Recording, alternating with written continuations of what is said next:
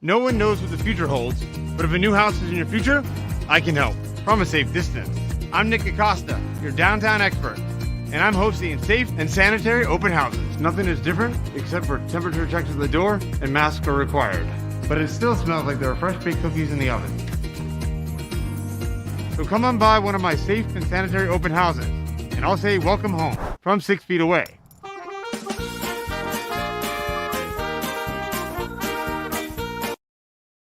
This is Home2All, an all-inclusive real estate podcast with your host, Nicholas Acosta. Nick sits down with guests to talk about real estate and how it works. Reach him at downtown.expert on Facebook and Instagram, or his website, www.downtown.expert, or call or text him at 407-508-8809. Enjoy the episode.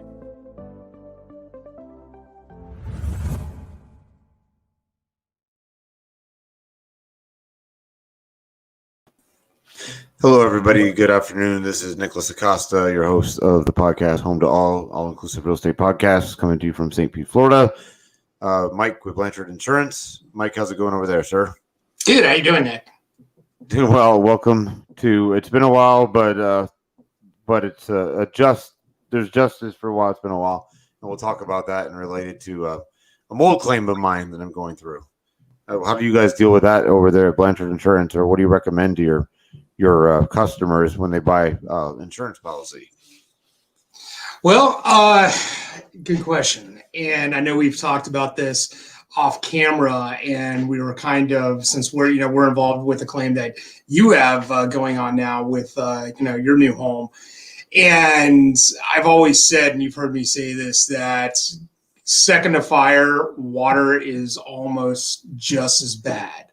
And it doesn't matter if it's a small water claim, a large water claim. It doesn't matter if it's a residential property, a single family home, a condo, a townhome, a commercial property. It does not discriminate.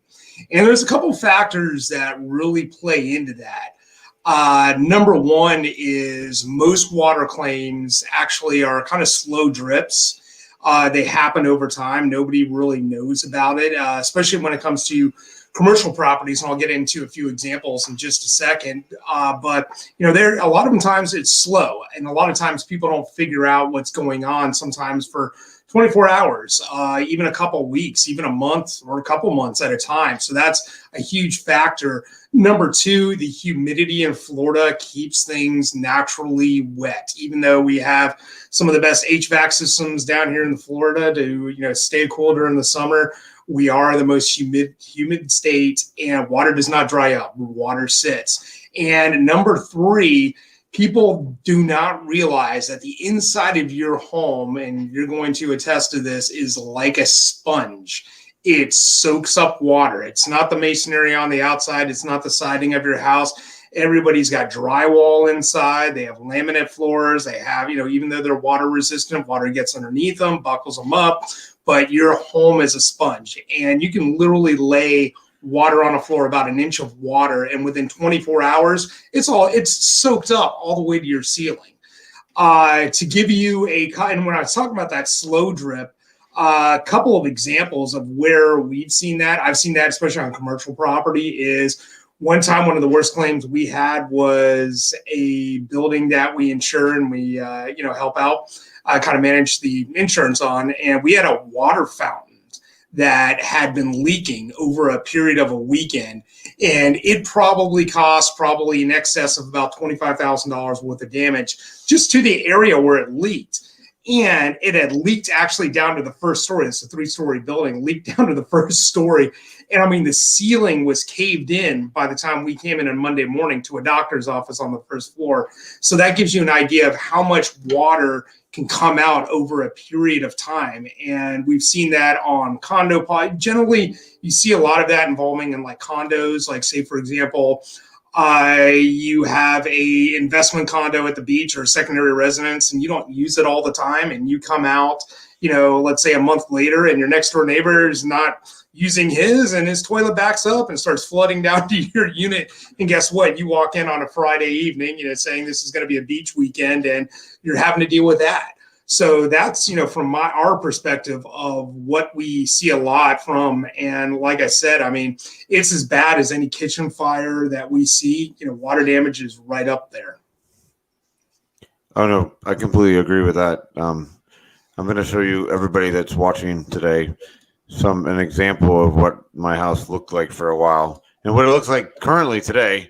So as I'm pulling this up, so it started off. Anybody you guys are listening and watching, there was bubbling that came to the surface on the drywall in the primary bathroom.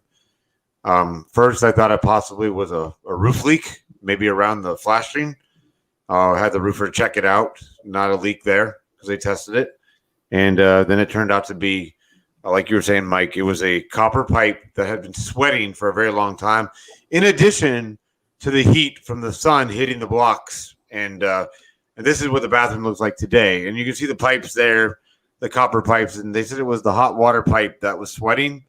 And it was actually, so the pipe is over there to the right side on the wall there, the copper pipe. But the moisture was spreading, basically spreading around almost 50% of my house is where it went. It traveled, is what it did. And it was almost like you're saying how, water is just as bad as fire sometimes. That, I mean, the way the mold was spreading, it was almost like it was a fire, but except every time the restoration company would remove a baseboard, they kept finding more evidence of it. And we went all the way to our laundry room is where we ended up. And that was actually, there was two sources that were spreading towards each other in the house. And like you just said, we're in Florida. We do, right? Mold in trees, like oak trees, all the time because it's humid. And if we can get it on the trees outside, it's even more likely that it could happen inside your walls. Because if a tree can have it outdoors, then definitely our block walls between the drywall and cement could generate mold growth as well from the humidity. So yeah, and actually, I mean, taking a look at this photo right here, if you actually probably did a lot better than you would have if you had a frame home. Concrete, you can scrub down, you can wash it, you can bleach it, get rid of the mold. But let's say, for instance, that wall right there, or your entire house is wood framing.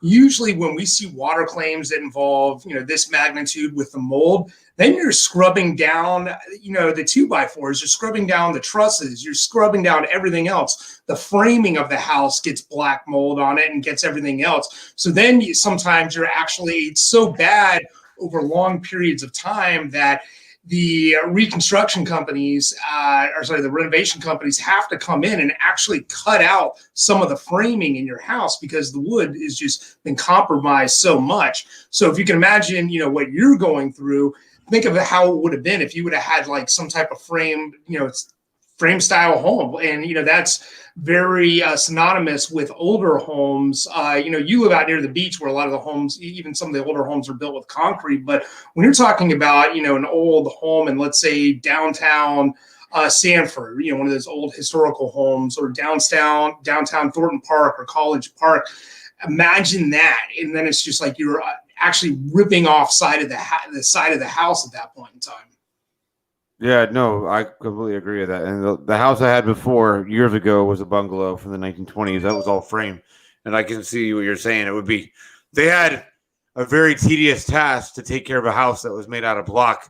I can only imagine, couldn't even imagine what it would be like for all frame construction. And they had a hard time drying out concrete, let alone somebody that has a frame house. Yeah, and absolutely. And then you get into some of those older homes that have original hardwood floors. It's not laminate, it's not tile, and right. Those get damaged, and that's a huge nightmare in itself. And as you can see, this is why a lot of insurance companies, unless your home is built within the last 30 years, where a lot of insurance companies have gotten to the point of they offer limited water damage on insurance policies because it's so frequent that this happens, and people don't understand that this actually happens a lot more than they think. Besides a hurricane coming through and knocking everybody's roof off and damaging, some of the shingles on people's roofs. We see water claim our number one claim. Bear with us, guys. It happens, like I said, it does not discriminate. It happens in condos just as much as it happens in single family residences. And it's always bad. I would say our average water claim, statistically, we hear numbers of about $7,500, but I will say our average water claim, dollars on average all the time. We've had it, and usually it occurs, strangely enough, it occurs when a new homeowner buys a home, and it occurs within the first 6 months of them owning the home. We've actually had a client, I remember years ago, up in Jacksonville, where literally she bought the home. She was due to move in about 2 days, and by the time she got the keys, within those 2 days, she had a massive toilet busted open and water spraying everywhere, a couple inches of water inside, a lot of the home. And it was probably like about a $30,000 claim. And like I said, it's just, I know you're going through this after purchasing this home within the last couple months, and it always seems to happen that way. And you don't really know. I mean, you can hire the best home inspector, the best plumbers in the world, but anything short of tearing apart a home, you could be buying into something that you don't know about. We've seen it on shower pans. We've seen major problems there. Bathrooms always a big issue. When it comes to shower pans, not putting proper green walls, behind the tile. We've seen moisture barriers. We've seen that all the time. And like I said, and it's not only the restoration, it's the dry out period. And I know you had those fans and had those dehumidifiers in there and trying to get the moisture level down to a reasonable amount. But it's not just financially costly to the homeowner, it's the inconvenience. Because guess what? Those dehumidifiers and those fans blowing 24 hours a day, it impedes your life. It's loud, it's noisy, it's not fun for everybody. Nobody wants to go through it. No, most definitely. It started off as having that dryer that you guys see in the picture right here in our primary bathroom for a few days or maybe a week. And then they would come out and this is before we knew of the sweating pipe in the wall because we were not sure where it came from. So at first what happened was they basically said that the moisture reading in the wall was still 100% after 1 week of that machine running. So then that's when we had to get a leak detection company out here. And the leak detection company, they found that the pipe was sweating behind the wall. And he actually said it probably has been several months to almost maybe several to 6 months already that pipe has been sweating in that wall. And it takes its time to show on the surface like it did. And, yeah, absolutely. And I'm glad also they said that, listening out, if you guys see a sign like this, if it happens, it's hard to predict it or hard to get a sign. Not always you're going to get a sign like I did. But if you do, bring it to somebody's attention, have it looked into, because like I said, the mold had traveled 50% of the house. And we were even talking about possibly, I know this is a stretch, but I kept getting bad news from the restoration company about the mold spread, that we were even talking about the possibility of a total loss because 50% of the house was consumed by it. And if it had crossed over to the rest of my house, to the other side where we're currently sleeping in and my office is, our bedroom is in my office now because that whole side, as you guys can see in the pictures, is not what it used to be because of the damage. Bring it to somebody's attention if you think that you're having, don't be paranoid about it, but also just be, cautious and proactive. Because look what happened here. I said I smell a mustiness underneath the cabinet, and now about 50% of the walls are ripped open in the house. So yeah, there you go. Great point when you're talking about new home buyers going out there and looking at a home. If you see something that you're not sure of, guess what? I mean, property inspectors, I mean, in Florida, they're only legally responsible for the cost of the inspection. So it's not like a homeowner can go back after them and sue them for the transaction on the house. You can't go sue them for 250,000, 500,000 or what, or even $1 million home. You can't hold them liable for anything beyond the cost of the inspection itself. Unfortunately, because I've been through a very similar situation to Nick's. And so when you see something, you need to be present if you can at all possible with the inspector. And if you see something that he's not picking out or a question, you need to question these things. Because, I mean, especially with copper pipes in Florida, because this, again, it happens all the time. And in regards to what insurance policies cover the damage that the water causes. They're not going to come in and repipe your home. They're not going to even pay for a plumber to fix the pipe. They'll pay for things like water detection services, remediation, putting fans and dehumidifiers in there to clean up the mess. But they're not responsible for the actual defective piping in the house. That's considered a maintenance issue. Same thing with a roof. If your roof is old, you're actually supposed to replace it. Insurance is not a warranty program. But as you can see, like I said, this is a big issue. And what we've seen over the years is, a lot of this real estate that's being bought up, not necessarily right now, but I want to go back probably the last 5 years. A lot of these houses that have been flipped where the investor has come in and, put in new flooring, redone the kitchen and whatnot, and is flipping the house a year later or even months later and, increasing by $100,000. A lot of the work we're seeing that has been done is very aesthetic. It looks great from the outsider's perspective, new floors, new paint, coats of paint, but really how much work did they do into the systems of the house? Were they going behind the walls? Did they put up new drywall? Of course not. I mean, they're in it to make money. So when you're ever buying these houses that, have not been lived in over a year, stuff like this happens. And you really have to pay close attention when going in and getting a house, and having a realtor like Nick, bring up these questions for you and find out, because the last thing you want to do is move into a home and have to go through this. That is not a joyous experience. We've seen a lot of homeowners buy into a home and then 6 months later, they're like, I can't believe this is happening to me. Last thing I want to do is buy this home. Well, guess what? Again, you can't go back and sue the home inspector. You're not going to get anything. It's hard to... It's not like a lemon law in Florida, where you can just, your car is defective and going to turn it in. Going through the transaction of reversing that home transaction, from what I have heard from some of the best title attorneys in the business, is it's a lot of money and it's a lot of pain and hardship. And you don't want to have to go through that. You don't want to have to, let's say you bought a home for $200,000. Now you get another $50,000 in attorney's fees because you're trying to reverse this transaction. Going even on newer construction, going after builders and going after deep pockets like that, it's hard to do. And guess what? A lot of the times you see this, especially in these investor-owned properties, what they can do is they can subrogate and send you after these contractors, these subcontractors who worked on all these policies. And generally, bigger builders will actually do that. They'll say, okay, well, we're not responsible. It's the subcontractor. So go after and find all them. Here's their deck pages for their insurance, even if they're still in business. A lot of these subs, as you know, unfortunately, might not even have insurance, might have already left the state, could declare bankruptcy.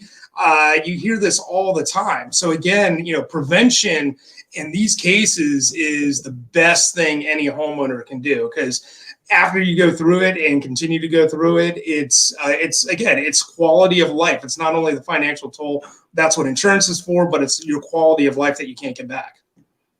No, completely agree. And on that note too, especially, so as you know, Mike, that we've entered the Downtown Expert Realties into the realm of property management, which we're hopefully getting our first lease signed for a year on one of them.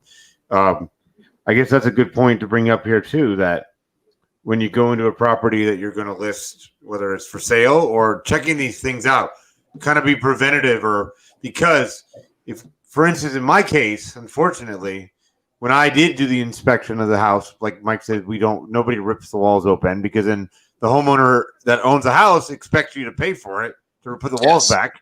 And that's an expense. And they're going to say, no, we're not letting you rip your walls up because we don't have a guarantee you're buying the house. So that's one thing. But also, honestly, though, when I did walk through this house a couple times, there wasn't any smell of mold. Now, I did mention that we had that one, nail that went through the pipe on the lower level of the wall. And there was no, but that, I thought that was the extent of it and that it was just going to be contained to the bathroom. But then, like I said, when the restoration company came in and started pulling baseboards off, they found more evidence that traced all the way to the laundry room. And this is like some important things to talk about in terms of property management. Well, because my house, everybody, I don't know if anyone thinks this is that this is not like a tent or, like the movie E.T. where your house is quarantined, right? So basically 50% of our house was quarantined, which, as you can see today in this picture, that they've already taken it down, but they've sanitized and they had a hygienist in here. They did an air quality test, which passed. And it was a lot to get to where you see in this picture right now let's go from real quick from here to here was about a little over a month for that transition. Not like a week or a couple days or overnight. It was like about a month or more that we've been dealing with this. It's fun to see the little bit of normalcy come back to us. So, it's all good. Yeah, and I mean, like you said, I mean, getting that air quality back, getting everything dried out. Usually, the water claims we see, even the small ones, it's at least a week. It's at least 5 to 7 days, if not more. One of the major ones that I experienced on my own in one of my own homes was we had a problem that lasted 6 months. And I mean, we were talking, it's frame construction, so we had to cut out, framing in the house and everything, re-stucco and everything, and that was just. But again, it was just water, and it still baffles me too. And I know you carry flood insurance, but it still baffles me that people don't even carry flood insurance. And I'm like, imagine what a flood could do. I mean, we're talking about a slow leak, so imagine what kind of experience a flood is, and and talking about again, launching into property management. Most of the things we hear from property managers are in regards to insurance claims. And it's very important that if, whether, you work with Nick or you work with another property manager, always vet them and make sure they have good vendors that they work with, whether it's somebody like me on the insurance side or whether it's somebody like JT Restoration. Make sure they have those contacts, because the last thing you want to be doing is, and I noticed this too, I kind of picked this up through who was it? Hurricane Irma, that afterward, of course, we were getting an onslaught of claims, but sometimes they were from property managers, and we have a lot of foreign investors, and it was kind of the property manager was, putting it off on the homeowner who's over in Europe, saying, hey, well, go find a vendor to clean your house, or go find a JT Restoration, go find a Bites on Seneca Blanchard Insurance, go find those people, blah, blah, blah. And I was kind of like, well, why isn't this property manager why don't they have the vendors that they go to? So it's very important that you use people like Nick who have vetted and have these vendors on hand 24/7. So when these issues, as a property owner, when these issues do pop up, they can be mitigated. Because again, if the problem goes unseen and untouched for a greater period of time, you're talking about, that damage could become $1,000 all the way up to $100,000 really quick the longer the water sits. And again, circling back around, I can't say it enough. It's like, it's as bad as fire. It is bad as fire. It definitely spreads like fire, the mold, for sure.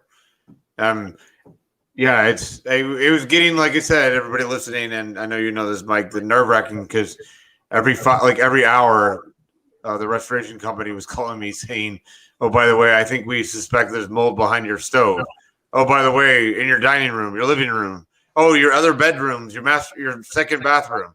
We have to go check all the baseboards. But it was getting to the point where we were literally at the point where, the craziness of this whole thing made us go to stay in a hotel. I had a show listing in Orlando anyhow, so that wasn't a big deal. But we literally stayed in a hotel for a night because I literally had to get away from the situation for 24 hours and come back and reevaluate the situation, because I'm going from hey, it's just your master bathroom that has a problem. Your main bathroom has a problem. 2, oh, by the way, you can't sleep in your bedroom anymore. Oh, by the way, you can't be in your living room. Oh, by the way, you can't be in your dining room. And then getting a call with an unknown saying, we have to check the rest of the house. If there is no problems on the rest of the house, you guys can stay at the house. If there is, you're going to have to figure out other living situations for the time being until we evaluate this.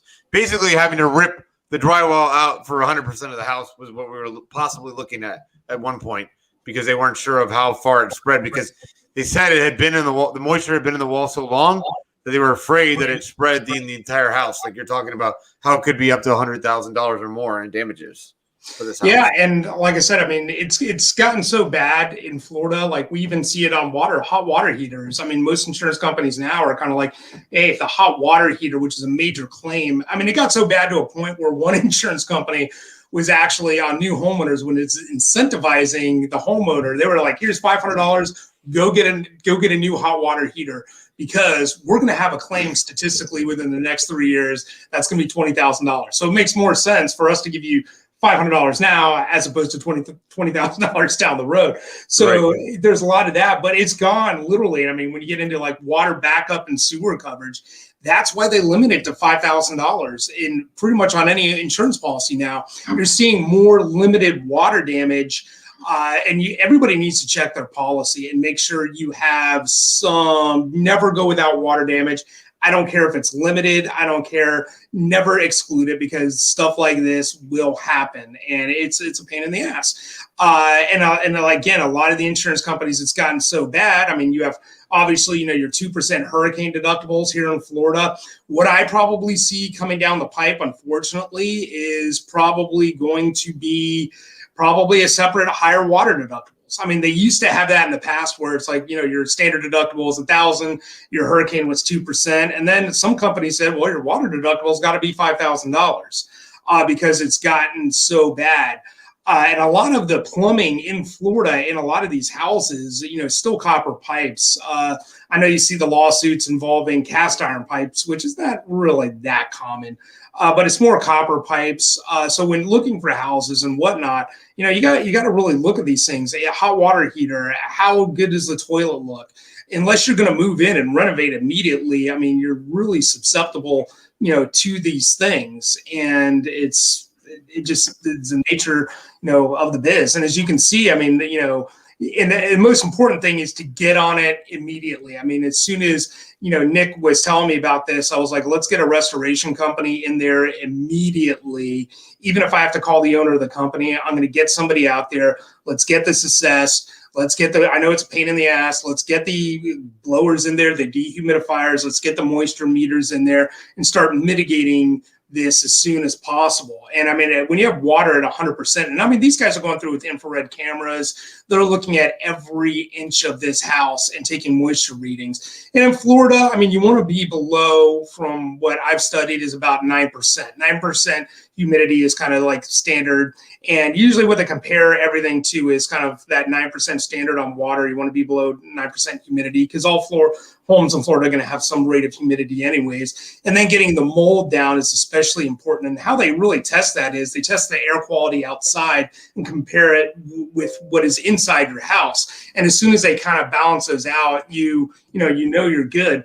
But even things like, like I said, we see a lot of mold and moisture issues with air conditioners. We see it in, HVAC, ducts. Always check things like this when moving into a home, because, again, I'm not trying to laugh here, but you don't want to go through it. And I can definitely empathize with Nick after going through about $100,000 claim of my own. So, no, it's definitely a learning experience. But if anything, the silver lining in all of this is that I'm even more aware of what the process of restoration is like with JT Restoration, as well as the insurance experience, and also how inconvenienced we had to be in the house.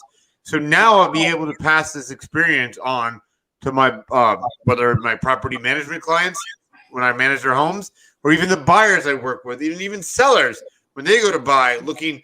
This is what to look for. When you walk into a home, we live in Florida. If you smell like a musty smell, don't be afraid to question it. because maybe there's a slow sweating pipe behind the wall lurking, you know, and Yeah. you get on it right away. So not saying that you would request to rip the wall open up during the inspection period, but if you do move forward with the house and you buy it, I would have it looked into right away with like a leak detection company, which those people at leak detection companies, I don't know. To me, that they're like God, because when they come in there with their equipment to find a leak, I'm just impressed by what they do to find a leak. I would never know how to find a leak without. Well, we don't have the equipment. Number one, we don't have. That's not my skill set, but it's a godsend to me when they can find a leak like that. And he's like, yeah, right there, hot water pipe, sweating in the wall.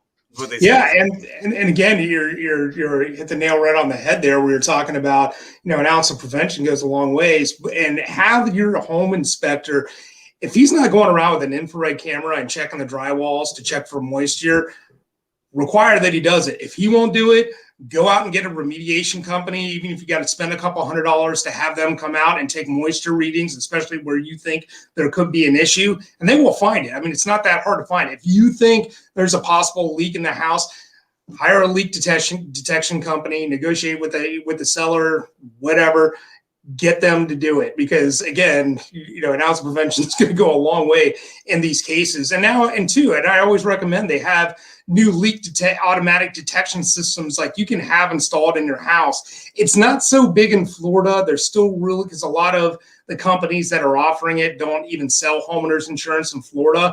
But I know, for example, like Safeco in other states where they would even write homeowners insurance, they were giving up to like huge discounts on having these systems installed in your house and actually paying for part of it. So for example, just like an alarm system, like they're going to say, well, we're going to pay 50% of the cost to have this installed because we know it's going to cut down. So a lot of these systems that they're coming out, whether through Moen or through other companies, they're huge lifesavers, because what they can actually do is shut off the water in your house once they detect a leak and send an alert directly to your cell phone. So it's, again, the technology is finally catching up with that.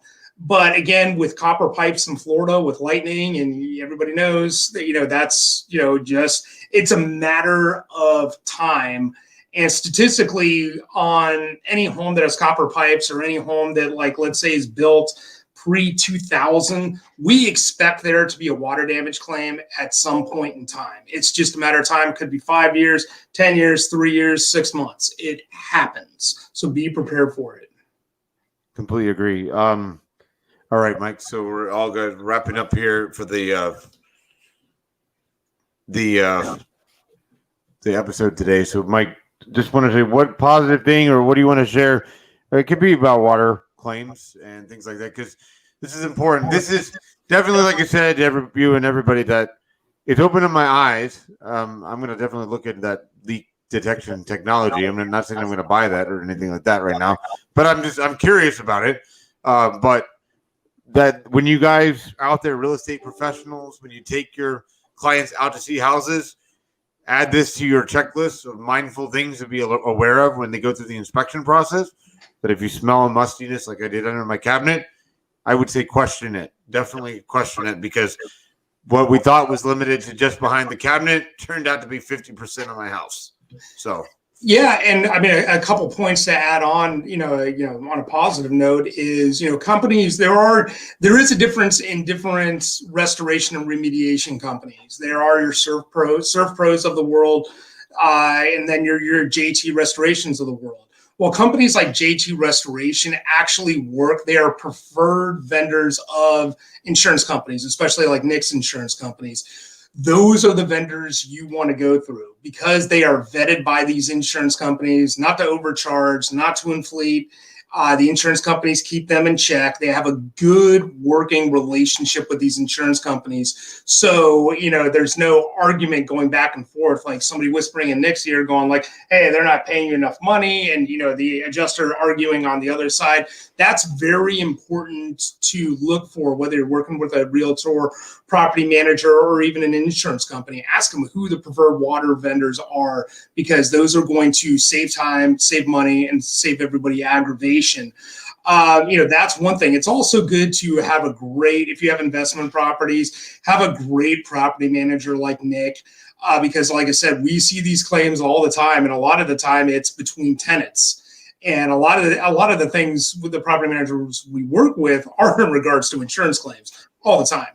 And also ask questions. If you have an insurance agent like ourselves who's actually working on your new home closing, send an inspection report to us. We have people here who have been in the real estate world. They're all insurance agents now, but some of them have been in mortgage, title, real estate, property management. We even have a guy who still has a general contractor's license on file. We can take a look at these inspections, and you got to remember, we're insuring thousands upon thousands of these homes per year. So we can take a look at it and say, hey, you know what, Nick, I saw a very similar situation on another house. Here's a couple red flags, just ask some questions. Or I can even reach out to somebody like JT Restoration and say, hey guys, Joe Taylor, can you take a look at this and let me know your thoughts on this? Is there something we can negotiate with the seller? Is it something, maybe they shouldn't even buy this house in the first place? So again, asking questions, and again, going back to that, everybody gets wowed by the aesthetic. They walk into an open home where 30 people are standing in line outside and take a look at it and go, it looks great. It looks like something that's on HGTV, but just don't get blinded by that. Do your research, check I know you can't check behind the walls, do your inspections properly, and ask questions most importantly. Most definitely. Not just the only focus. There's many focuses when we get a report back. But definitely question it, especially if your inspector gets a very high reading of moisture in the walls, then that might be a red flag for you to be checked. I know when they did inspect mine, that wasn't the case.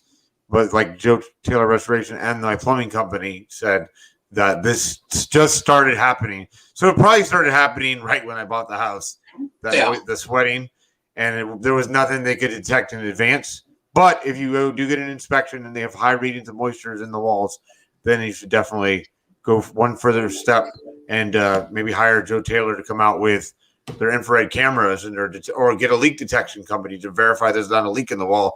Because if you're reading 100%, more than likely there's water trickling inside the drywall. Oh, yeah. Like, again, that number is always your humidity and moisture readings need to be below 9% every time. If it's anything above that, you got water. And like I said, water is a fickle thing that it's anti-gravity. Your home is a sponge. It soaks it up. It can get all the way up to the ceiling. In commercial properties, we've seen it climb as high as like 3 stories in a building, if you can believe that, inside the drywall. And again, it does not discriminate. All right. Sounds good, Mike. Well, thank you, Mike, for being on. Absolutely.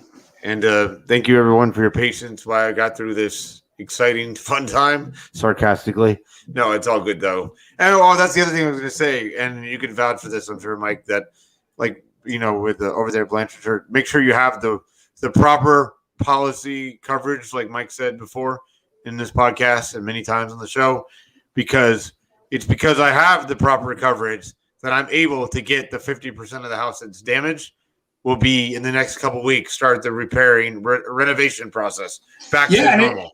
And it's also having the right carrier. I know there's a lot of new carriers in the space. I know there's a lot of national brands coming into the state of Florida.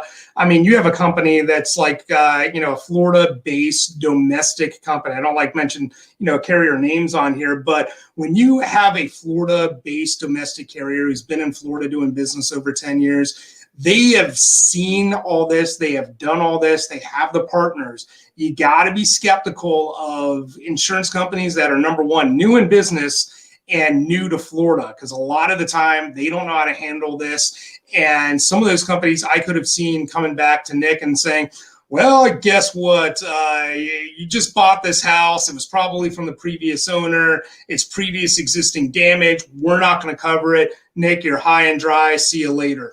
That happens more than people think. So when you're vetting an insurance company, I always go back to my rule of standards. And, my rule of thumb here is make sure the company's been in Florida operating for at least 10 years. you're better off with a Florida regional company as opposed to somebody who's a huge conglomerate, has new to Florida, or they're a startup company. And it's easy to find those things out. You can ask an insurance agent. You can go online and do your research because, again, you want somebody who's tried and true. Because I could see, like in Nick's case, there are some insurance companies out there, unfortunately, that they could have tried to use the argument that, hey, it's a newer home that you just bought. It's pre-existing damage. It's a slow leak that should have been detected. Therefore, you're on your own, Nick. So I'm glad, you have the right insurance, you have the right coverage, and that's the most important thing at the end of the day. Awesome. Couldn't agree more. All right, Mike. Well, everyone, thank you. And Mike, thank you again for being on today. We'll see you guys next week on Friday, and have a good weekend, everyone. All right. Take care. Thanks, Mike. guys. Bye-bye. This has been Home to All, an all-inclusive real estate podcast. Find Nick on Facebook and Instagram at downtown.expert, and also his website, www.downtown.expert, or call or text him at 407-508-8809. Thanks for listening.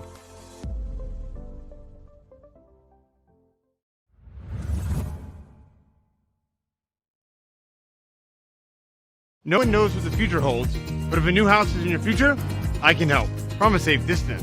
I'm Nick Acosta, your downtown expert, and I'm hosting safe and sanitary open houses. Nothing is different except for temperature checks at the door and masks are required. But it still smells like there are fresh baked cookies in the oven.